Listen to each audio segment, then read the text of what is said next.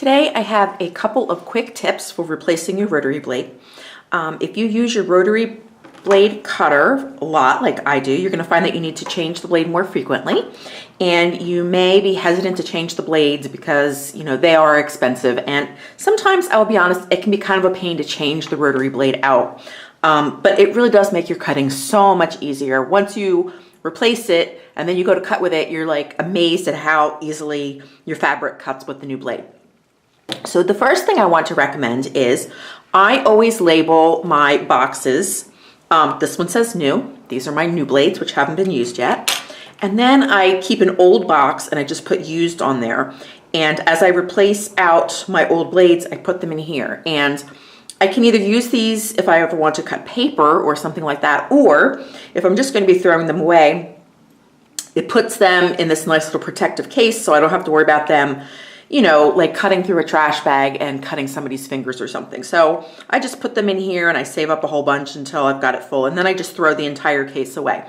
I think it's just a lot safer to dispose of your blades that way. So that's a tip. Another thing is sometimes when you are replacing the blade, it can be really hard to figure out how things go back together again. So I'm going to show you my system. So what I do is I take off the first part and I lay it on the table and I put it down exactly the way it came off. This is the top. Then I will take the next piece and do the same thing. And then the next part is this little plastic disc. Then there's the handle. Then there's the blade, and there's the back. So I have everything lined up exactly the way it came off of the rotary cutter. And then I usually go in and I'll use a tissue or sometimes just my finger. You can see this collects a lot of dust. So I always go in and I clean this up. Look, there's a lot of dust on that. Clean this up every time I replace my blade. Okay, get that cleaned up. And of course, remember which side was the top side. So I know that I was working with this particular rotary cutter. It has this little button that sticks up on the top. So the next thing I'm going to do is I'm going to put that in my, very carefully, I'm going to put it in my box of used blades. I'm going to grab a new blade very carefully.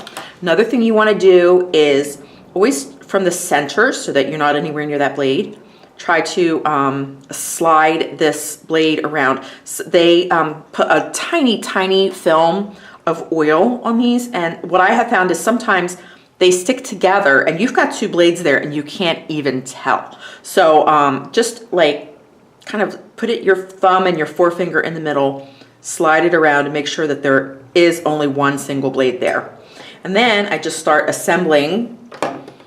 So I know this goes here. I know this button goes to the back. And I have this. And I have this little washer that has to go on a particular way. And then I put the little screw back on, very carefully screw it back together. And it seems to be put together correctly. And then I will do a couple of test cuts on some scrap fabric just to make sure that it is put together properly. And now I'm ready to cut with my fresh new blade.